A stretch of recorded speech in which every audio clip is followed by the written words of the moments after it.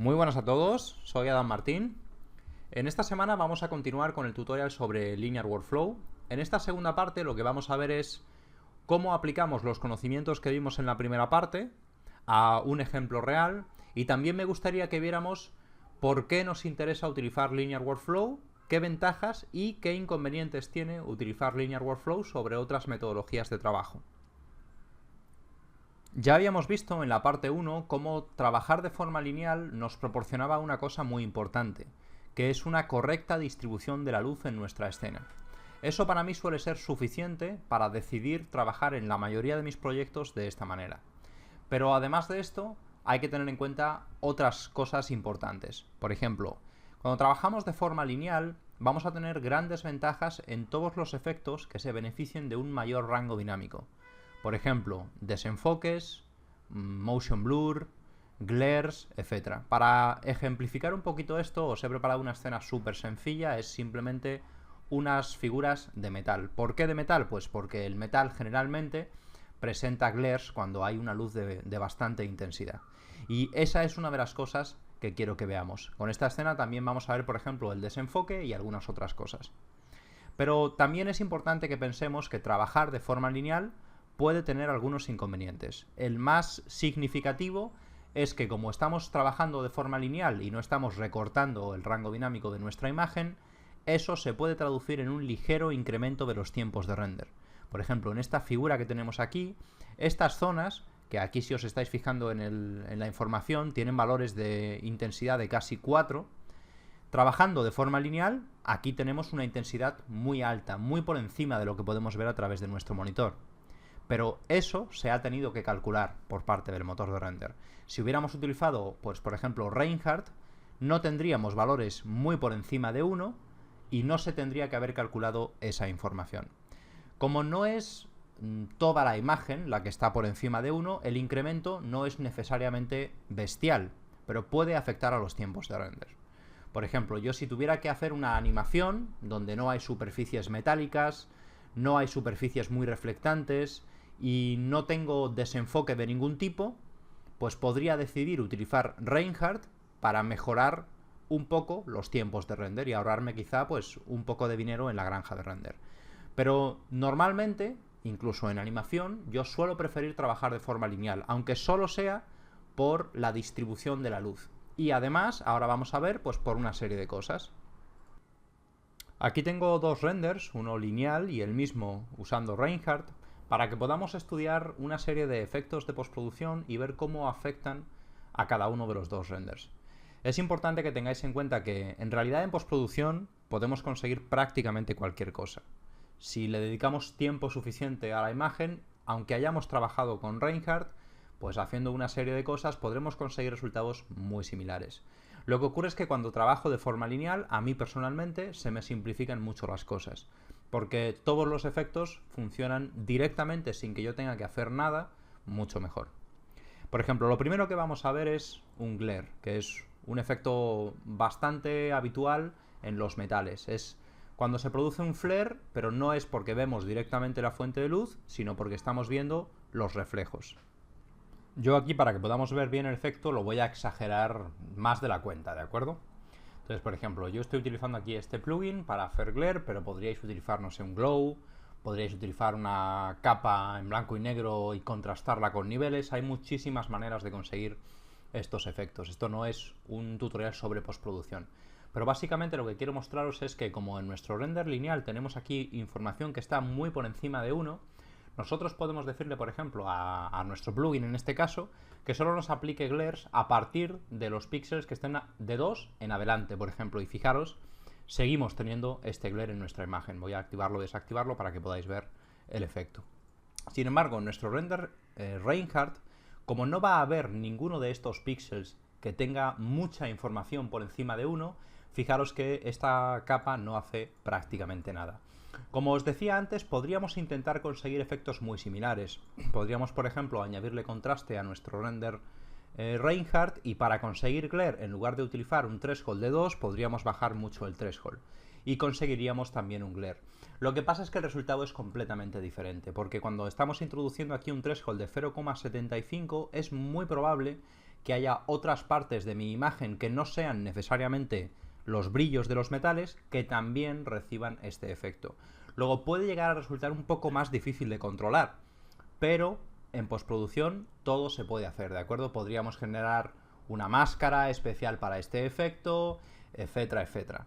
Al final, si tenemos súper claro lo que queremos conseguir, de una forma o de otra podemos llegar a resultados similares. ¿Qué ocurre? Que cuando trabajamos de forma lineal hay que hacer mucho menos, hay que buscar menos truquitos para conseguir exactamente el mismo resultado. Entonces, esto sería una de las primeras cosas en las que se nota enormemente la diferencia en este tipo de efectos. Otra de las más importantes para mí es el desenfoque. Si estamos buscando un bokeh de calidad, para mí es imprescindible trabajar de forma lineal. Lo mismo se repite aquí. Si yo hago una serie de cosas, puedo incrementar artificialmente el aspecto de mi bokeh, pero de forma lineal solamente con activar, por ejemplo, en este caso voy a utilizar el Lens Care para el desenfoque, y si os fijáis, pues es un desenfoque muy interesante, que las zonas brillantes cuando se desenfocan, como tienen valores muy por encima de 1, siguen siendo muy brillantes. Sin embargo, en nuestro render con Reinhardt, fijaros que es completamente diferente. Esto tarda un poquito porque es un desenfoque y la imagen es de 2K, pero fijaros la diferencia que hay de trabajar de forma lineal a trabajar con Reinhardt. Es completamente distinto el resultado. Este desenfoque le falta contraste. Evidentemente es lo que os dije antes, podemos incrementar el contraste artificialmente, pero de entrada este contraste es muchísimo más realista. Aquí tengo algunos efectos que no son demasiado importantes y donde no vamos a notar gran diferencia. Pero básicamente siempre que tengamos desenfoques, ya sea por ejemplo desenfoque de profundidad o motion blur, siempre que tengamos o que queramos añadir efectos a aquellas partes de la imagen muy luminosas, esto por ejemplo también lo vais a notar mucho si queréis hacer, imaginaros una lámpara que se ve directamente, una bombilla donde se ve el filamento. El filamento tendrá una intensidad tremenda, muy por encima de 1, y al tener esa intensidad tan grande nos va a resultar en postproducción súper fácil aplicarle, por ejemplo, un glare a esa parte concreta de nuestra bombilla y vamos a obtener un resultado mucho más realista. Mientras que si trabajamos de forma lineal, seguramente ese filamento va a tener 1 o un poquito más de 1 de intensidad y entonces va a ser mucho más difícil controlar estos efectos. Lo que yo os recomiendo es que evaluéis si os interesa o no os interesa con alguna escena con la que estéis muy familiarizados y hagáis estas pruebas. Hagáis, por ejemplo, la postproducción de forma lineal y en 32 bits y también hagáis la postproducción, por ejemplo, usando Reinhardt o exponencial con 16 u 8 bits y decidir por vosotros mismos cuándo os interesa trabajar de una forma o de otra. Hemos visto de forma muy general algunas de las ventajas a la hora de trabajar de forma lineal y con 32 bits por canal. Pensad que en realidad son muchas las diferencias y os iréis dando cuenta de ellas poco a poco. Yo solamente quería daros como un previo, ¿no? unas pequeñas ideas de por qué suele merecer trabajar de forma lineal. Pero en realidad hay muchísimas más diferencias. Sí es muy importante que siempre tengamos mayor rango dinámico, sobre todo cuando queramos, por ejemplo, hacer efectos de desenfoque, efectos de flare, glint, etc. Va a ser muy importante y vais a poder notar grandes diferencias en vuestro trabajo. Entonces, ahora que ya hemos comprendido más o menos eso, lo que me gustaría es que viéramos, utilizando esta escena básica de pruebas, otra serie de cosas importantes a la hora de trabajar. Para mí, Linear Workflow es solamente el primer paso. No es ni mucho menos lo más importante y no es lo único que tenemos que hacer. Linear Workflow simplemente nos permite que las operaciones matemáticas que se hacen por parte del motor de render estén utilizando datos correctos, de manera que esas operaciones matemáticas van a ser una fiel reproducción de lo que ocurriría en la vida real. Pero faltan muchas más cosas. Por ejemplo, cuando yo creo el material de esta pared, el color que introduzco en su canal difuso es un dato muy importante, porque si ese dato que yo estoy poniendo en el canal difuso no representa con exactitud la cantidad de luz que debería de reflejar esta pared en la vida real, independientemente de que el motor de render esté trabajando de forma físicamente correcta, por así decirlo, no voy a obtener un resultado correcto, porque estoy introduciendo datos erróneos. Yo siempre os comento lo mismo. Lo que para mí al menos es más importante es comprender a la perfección las herramientas que decido utilizar. A mí no me gusta ponerme a trabajar, por ejemplo, si hay alguna parte de la herramienta que no comprendo. Eso me quita libertad, porque hay una pequeña porción que no puedo controlar, que no puedo decidir cómo la quiero. Y quiero recalcar que intentar reproducir con exactitud lo que ocurre en el mundo real, para mí solamente es el primer paso, lo básico que hay que comprender. Primero tenemos que entender cómo se comporta la luz, por ejemplo, en el mundo real. Luego creo que tenemos que ser capaces de reproducirlo en 3 dimensiones. Y por último, creo que tenemos que ser capaces de hacer nuestra propia interpretación de la escena que estamos creando. Pero para mí al menos no puedo llegar a la fase de hacer esa interpretación si no he pasado por las 2 etapas anteriores, que es la de comprensión de cómo funciona la luz y la capacidad de controlar la herramienta para reproducir ese comportamiento. Entonces, en ese proceso de aprendizaje, que es a lo que está destinado este canal, creo que es muy importante que comprendamos que el Linear Workflow es solamente una pequeña pieza del puzzle. También es fundamental que los materiales estén correctamente creados. Que cuando nos pongamos a crear un material no lo creemos con unas texturas que hemos descargado y ya. Que tengamos en cuenta qué información tiene la textura, qué significa que un cemento, por ejemplo, sea un poco más oscuro o un poco más claro, qué repercusiones tiene. Eso es lo que vamos a intentar estudiar a grandes rasgos ahora mismo en este tutorial. Os voy a dar una visión muy general porque en realidad es un aspecto bastante complejo y en todos mis tutoriales estoy más o menos recalcando siempre las mismas ideas, de manera que si ya habéis visto algunos anteriores, esto debería de resultaros familiar. Para mí la primera parte del proceso de iluminación es definir los materiales básicos de mi escena, que son techo, paredes y suelo. A mí no me gusta trabajar con un material gris neutro en toda la escena. Creo que puede ser útil, interesante, para varias cosas. Para ver el volumen que estamos generando con las luces sin que los especulares nos distraigan. Para ver, por ejemplo, la diferencia de intensidad que hay entre 2 luces. O para ver el color de las luces sin que el color de los propios objetos nos distraigan. Entonces, lo primero que voy a hacer es definir, por ejemplo, el material de mi pared. Este es un material muy sencillo y es simplemente, para que vaya un poquito más rápido, le he quitado la reflectividad de especular y vamos a trabajar solamente con reflectividad difusa. Este valor que ponemos aquí es la cantidad de luz que rebota en esta pared. ¿Cómo podemos saber entonces cuánta luz rebota en esta pared? ¿Cómo puedo saber yo si esta pared tengo que ponerle un 245 o si le tengo que poner un 190 o si le tengo que poner un 185 como le tenía puesto yo? Pues no es una cosa fácil de hacer al principio, sobre todo. Yo os voy a compartir una tabla de referencia, solo de referencia, para que tengáis un punto de partida con los albedos más comunes que podemos utilizar. La mejor manera para conseguir saber cuál es la reflectividad de los materiales es realizar un experimento. Yo aquí os he preparado un pequeño ejemplo de cómo podemos calcular el valor de reflectividad de un material cualquiera. Es más difícil con los metales, por ejemplo, por no decir que no se puede utilizar esta metodología, pero con los dieléctricos nos puede funcionar bastante bien. Básicamente lo único que necesitamos es un día nublado para que la luminosidad sea más o menos uniforme o un flash con el que podamos controlar la cantidad de luz que hay en nuestra escena. Un color checker o algún color de referencia, este por ejemplo es un color passport de X-Rite que está bastante bien. ¿Por qué necesitamos un elemento de referencia? Pues porque en este color passport yo sé cuánta reflectividad tienen estos cuadraditos de aquí, porque el fabricante me lo ha dicho.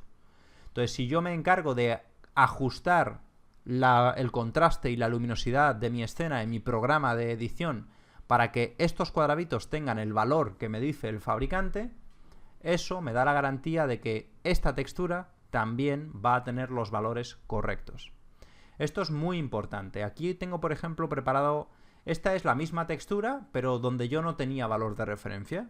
Yo esta la he postproducido simplemente usando mi memoria, recordando cómo creía que era esta textura. Así es como yo la veía en mi cabeza. Entonces yo me puse aquí a retocar la textura y llegué a este resultado. Si lo comparamos, por ejemplo, con el resultado que obtenemos cuando utilizamos nuestro color checker de referencia, os podéis fijar que hay un abismo de diferencia. Entonces, no nos podemos fiar de nuestra interpretación de la realidad y tampoco nos podemos fiar de la interpretación que hacen otras personas de sus texturas. Cuando yo me descargo una textura de internet, no puedo saber qué tenía en la cabeza el fotógrafo cuando la postprodujo. Y tampoco puedo saber en la mayoría de las ocasiones si el fotógrafo usó o no usó unos valores de referencia.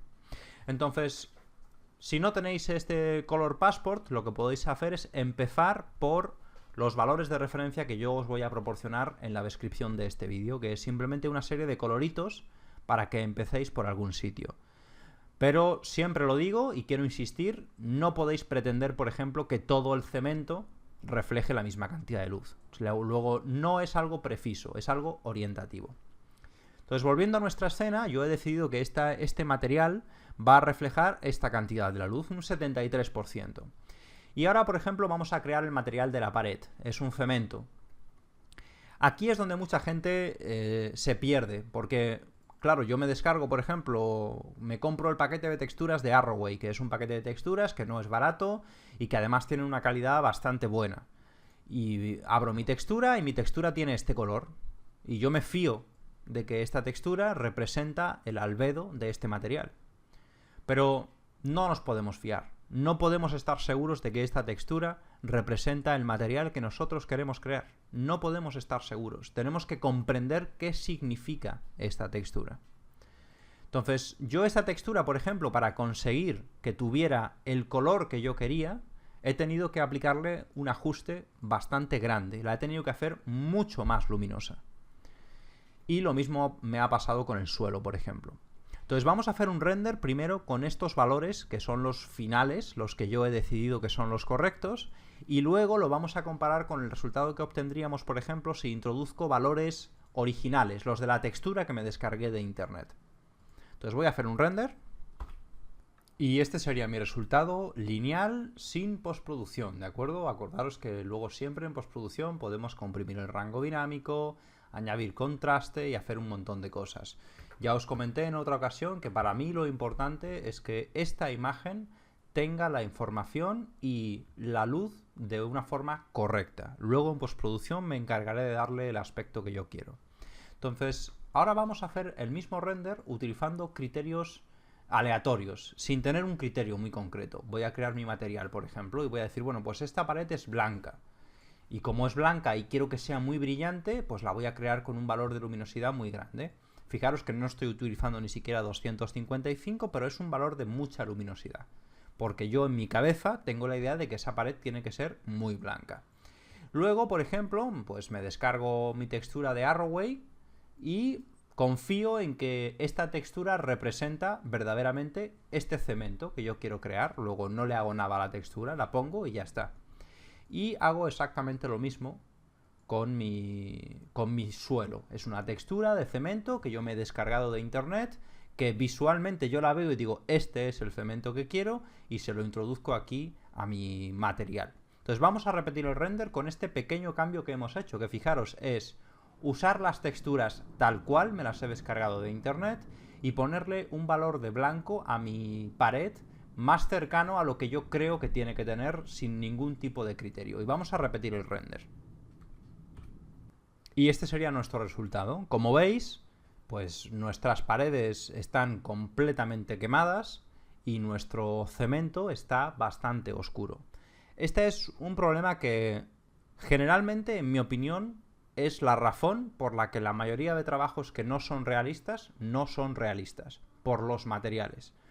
En 3D, por ejemplo, la exposición no es tan importante. Por ejemplo, no importa demasiado que mi HDR sea la mitad de luminoso que en la realidad, porque siempre puedo, por ejemplo, subir la ISO de la cámara sin ningún tipo de efecto secundario.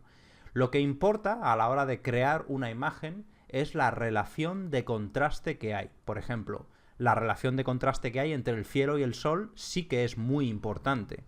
Pero el hecho de que, por ejemplo, yo le ponga a mi HDR al DOME un 1 o un 20 no es fundamental, porque siempre puedo compensar la exposición en la cámara. Lo que sí es importante es la relación de contraste. Y la relación de contraste se controla no solamente con poner una luz más intensa o una luz menos intensa, también se controla poniendo un material más reflectante o menos reflectante. Cuando hablo de reflectividad en los materiales, no solo me refiero a la reflectividad especular, sino también a la difusa. Esto es muy importante. El hecho de poner, por ejemplo, materiales demasiado reflectantes, como esta pared que tenemos aquí, también aumenta los tiempos de render, porque se tienen que realizar más operaciones por parte del motor de render. Evidentemente, lo que suele ocurrir cuando utilizamos valores de este tipo es que, como lo vemos muy oscuro, lo que hacemos es que bajamos la exposición en nuestra cámara, por ejemplo, y guiándonos solamente por lo que vemos en el frame buffer, empezamos a jugar con nuestra imagen. Claro, fijaros lo que ocurre. Este cemento, por ejemplo, tiene una reflectividad que es mucho menor de la que yo quiero conseguir, de la que yo tengo en mi foto de referencia, de la que yo sé que tiene el cemento, porque yo ya he hecho esta comprobación con mi Color Passport en un cemento real, y sé que esa textura no representa lo que yo quiero conseguir.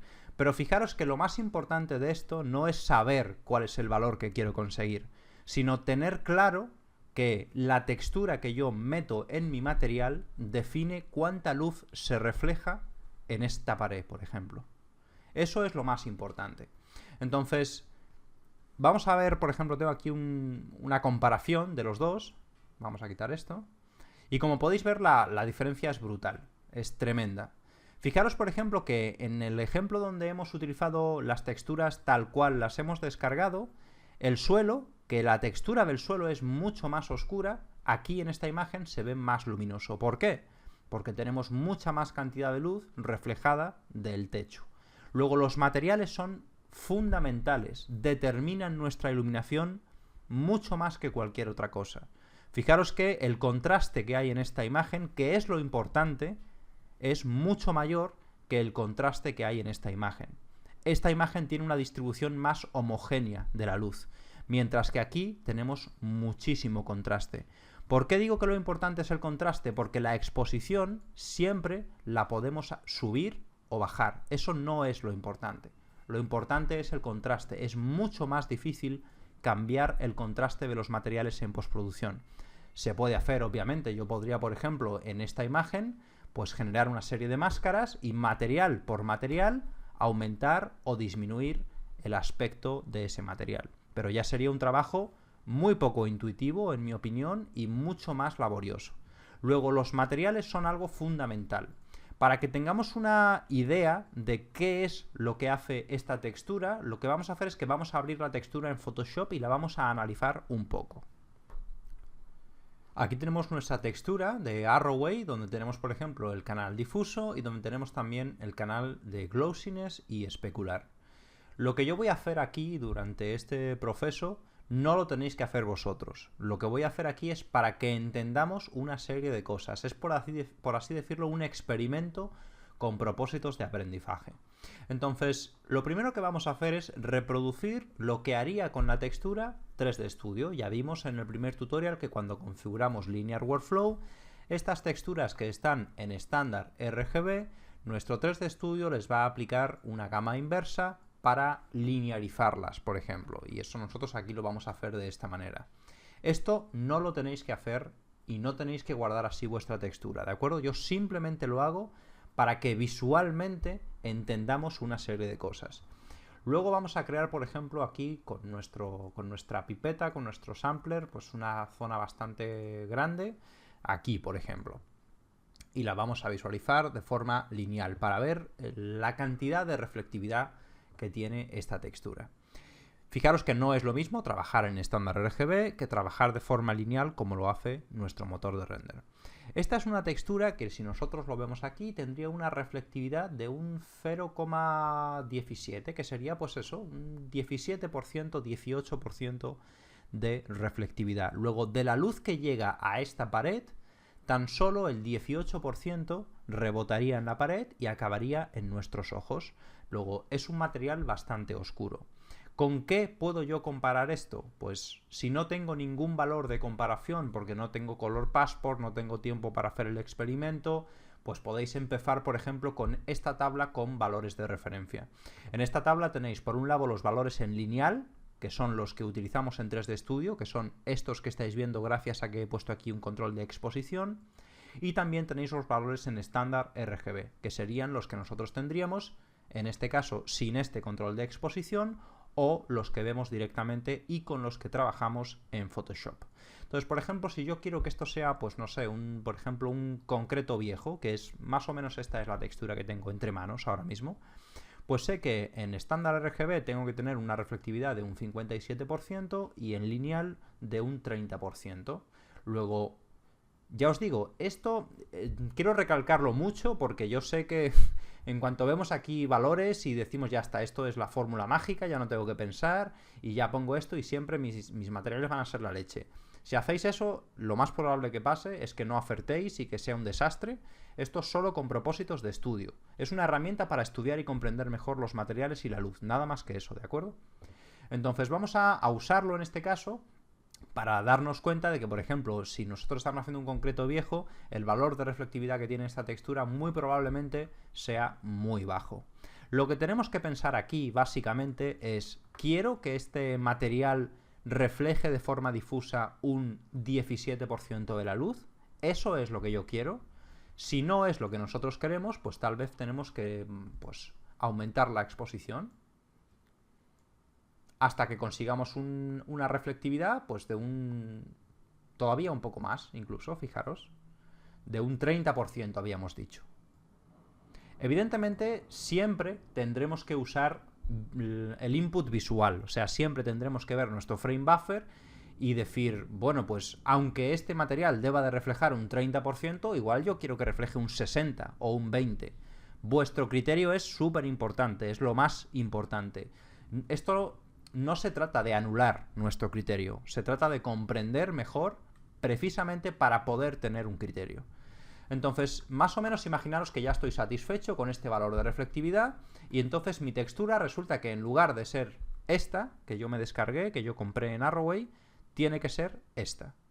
Entonces, fijaros qué gran diferencia hay de una textura a la otra. No nos podemos fiar de las texturas simplemente porque son texturas. Entonces, también vamos a hacer este experimento, por ejemplo, con el canal especular y el canal de glossiness. ¿Qué significa cuando yo veo, por ejemplo, en las texturas de Arrowway que este especular tiene que estar al 25%? Nuevamente vamos a hacer una serie de cosas para entender mejor de lo que estamos hablando. No hay que hacerlo, ¿de acuerdo? Vamos a crear, por ejemplo, una capa nueva. La vamos a rellenar con un color negro completamente.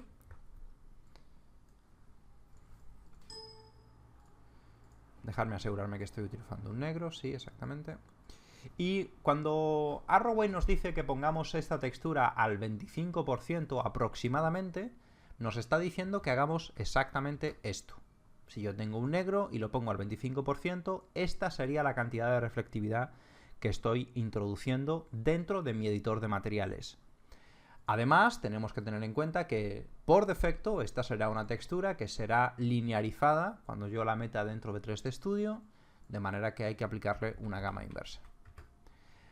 ¿Por qué estoy haciendo esto? Estoy haciendo esto para que veáis visualmente los datos con los que está trabajando el motor de render. Cuando yo pongo esta textura al 25% en el slot de especular, teniendo en cuenta que estamos trabajando de forma lineal y que se le va a aplicar esta gama inversa, estos son los datos con los que está trabajando el motor de render. Esto es muy importante, al menos a mí me resulta muy importante.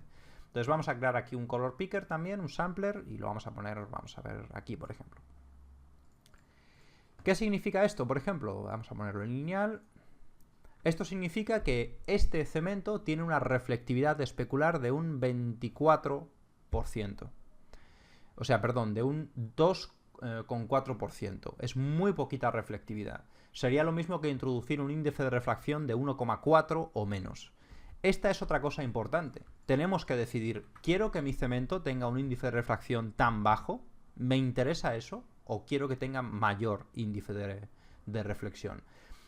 Yo siempre hago estos experimentos con vosotros simplemente porque quiero que entendáis lo importante que es tener conocimiento sobre lo que estamos haciendo.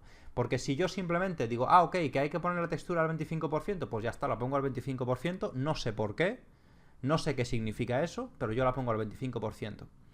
Yo siempre necesito saber qué significa poner la textura al 25%. Lo que quiero deciros con todo esto no es que tengáis que usar un valor u otro. Lo que me parece más importante es comprender por qué decidimos usar una textura, cuándo necesitamos corregirla, cuándo nos vale tal y como la descargamos. En definitiva, tener un conocimiento de qué estamos haciendo a la hora de trabajar. De verdad os digo que aunque yo me imagino que a mucha gente, sobre todo a los que están empezando, esto le puede parecer una complicación innecesaria, después de muchísimos años, a mí me resulta más sencillo trabajar de esta manera. ¿Por qué? Pues porque las decisiones están fundamentadas. Ya no tomo decisiones a lo loco, no tomo decisiones sin saber cómo afectan a mi escena. Tomo las decisiones basándome en lo que quiero conseguir. Y eso, a mí por lo menos, me resulta más fácil. Hace que mi trabajo sea más fácil, que tenga menos problemas y menos quebraderos de cabeza. Y por eso precisamente lo quiero compartir con vosotros. Para tratar de hacer un resumen, hemos visto que trabajar de forma lineal no solamente consiste en configurar adecuadamente nuestro motor de render y nuestro 3D Studio para compensar un problema que tiene el sistema, y es que las texturas no son lineales. Hemos visto que también es importante los materiales, al menos para mí son muy importantes. ¿Qué es lo importante de los materiales? Lo importante es que el valor que nosotros introducimos en nuestro editor de materiales determina la reflectividad de ese material. ¿Y eso en qué se traduce? En la cantidad de luz que rebota en las paredes, en el techo, en el suelo, etc. Eso cambia drásticamente el aspecto de nuestra imagen. Y ya os digo, en muchísimas ocasiones, sin cambiar absolutamente nada de la iluminación, o sea, de la posición de las luces, simplemente con materiales más correctos, nuestro render sería muchísimo mejor. ¿Cuál sería entonces el procedimiento a seguir, en mi opinión? Pues lo primero que tendríamos que hacer es definir los materiales básicos. ¿Cómo decido, por ejemplo, cuando voy a hacer una pared blanca, cuál es el valor que quiero que tenga mi pared? Yo os recomendaría que tengáis como referencia pues la tabla que os voy a pasar, pero oscila bastante, o sea, hay muchos tipos de pinturas, dependiendo de la zona donde estéis. Por ejemplo, en Europa se suele pintar con unas pinturas más mate, y ahora donde estoy yo viviendo se pinta con pinturas más brillantes, más plásticas, entonces puede cambiar un poco. Pero básicamente yo no os recomiendo, cuando hagáis por ejemplo una pintura blanca, que os paséis de 200 o 210 en el caso de que sea la pintura más blanca del universo. Y más comúnmente las pinturas suelen oscilar por 185, 190, 195. ¿Cuándo decidir usar un valor u otro? Pues eso ya es un criterio muy personal. Si queréis una pintura un poquito más oscura, usar valores un poquito más bajos, y si queréis una pintura súper blanca, podéis llegar hasta 200 o un poquito más. Ya os digo, siempre hace falta el criterio de la persona que está detrás de la máquina. El objetivo de mis tutoriales nunca ha sido decir que hay que hacer las cosas de una manera, es precisamente ayudar a desarrollar ese criterio. ¿Y qué hacemos con las texturas? Pues bueno, las texturas lo que podemos hacer es, si no tenemos ningún input, podemos analizarlas, o podéis empezar con fotos de referencia. Por ejemplo, lo bueno que tienen las fotos de referencia es que si establecemos un blanco en la foto, si hay una pared blanca, por ejemplo, y hay un suelo de cemento, ya tenemos una relación de qué diferencia hay entre el cemento y la pared, y aquí lo podemos intentar reproducir. ¿Qué haremos con la textura? Pues la abriremos, la miraremos y veremos si nos interesa que la textura sea más brillante o más oscura para conseguir el efecto que estamos buscando.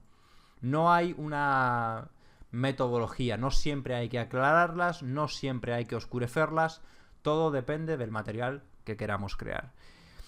Yo pues voy a seguir generando contenido, y como esto en realidad es bastante básico, porque mi metodología de trabajo se basa en cuatro cosas, no es muy complicado, pues seguramente iremos repitiendo conceptos y iremos aprendiendo a base de repetir esos conceptos, pues estas cosas de las que os estoy hablando. Por último, para intentar mostraros qué ocurriría en postproducción si tenemos una imagen con demasiado contraste producido por un mal uso o una mala interpretación de los materiales, os tengo preparados aquí dos ejemplos.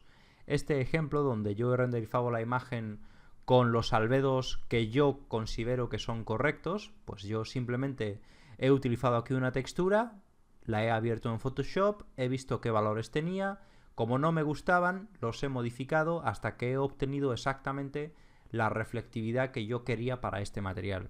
Y he hecho lo mismo, por ejemplo, en el suelo y en algunos de los materiales de esta silla. Estos son unos modelos, por ejemplo, que tenían unos materiales que a mí me parecía que no eran correctos. Luego he tenido que modificar también estos materiales. Y la pared tiene una reflectividad que es aproximadamente la reflectividad que tienen las paredes que yo he estudiado de este tipo. Y bueno, pues tenemos una postproducción que es en realidad una postproducción bastante básica, es simplemente ajustes de contraste y un poco de corrección de color. Y lo que quiero que veáis es la diferencia que hay entre esta imagen, por ejemplo, y esta otra imagen donde los materiales de cemento tienen el valor de las texturas. Evidentemente, si tenemos una imagen diferente, seguramente necesitemos una postproducción diferente. Pero lo que quiero que entendáis es que en esta postproducción yo no he hecho ajustes selectivos de, por ejemplo, retocar la pared o retocar el cemento y luego retocar la pared blanca. Han sido todo ajustes globales de contraste y color, nada más. Mientras que para postproducir esta imagen seguramente hubieran sido necesarios ajustes locales. Seguramente tendría que haber seleccionado mediante una máscara, por ejemplo, este cemento y lo tendría que haber hecho más brillante. También seguramente tendría que haber hecho lo mismo con el suelo y así hasta que hubiera conseguido la imagen que yo estaba buscando. El problema que tiene eso es que ya no es tan intuitivo ni tan fácil. Tenemos que invertir muchísimo más tiempo y muchas veces no vamos a poder dar con una imagen tan agradable como la que obtenemos cuando simplemente renderizamos de forma lineal. Obviamente yo estoy contento con este método de trabajo porque es el que yo utilizo. Y lo que a mí me gustaría no es que... Yo no quiero convenceros de que utilicéis esta metodología de trabajo. Yo la uso porque estoy convencido de que funciona mejor que las otras, pero lo interesante sería que lo cuestionarais y lo pusierais a prueba. Tal vez os interesa o tal vez resulta que a vosotros no os parece efectivo. Este siempre es el objetivo de mis tutoriales. Simplemente pues mostraros una forma de hacer las cosas para que pues podáis cuestionarla, básicamente. En el próximo tutorial lo que me gustaría cubrir son algunas de las preguntas más importantes que habéis hecho la semana pasada y las que espero que hagáis esta semana en este tutorial. Y básicamente me centraré en que veamos la pestañita de Linear Workflow. También veremos por qué algunas veces, por ejemplo, los colores como los pantones no podemos hacer que coincidan muy bien, que en realidad es por una mala interpretación de los valores. Y responderé en definitiva a algunas preguntas que creo que son importantes. Como siempre, si os ha gustado el contenido de este tutorial, me encantaría que os suscribierais a este canal y que se lo recomendarais a otras personas que penséis que también pueden estar interesadas en esta información. Espero que os haya gustado y nos vemos en la próxima.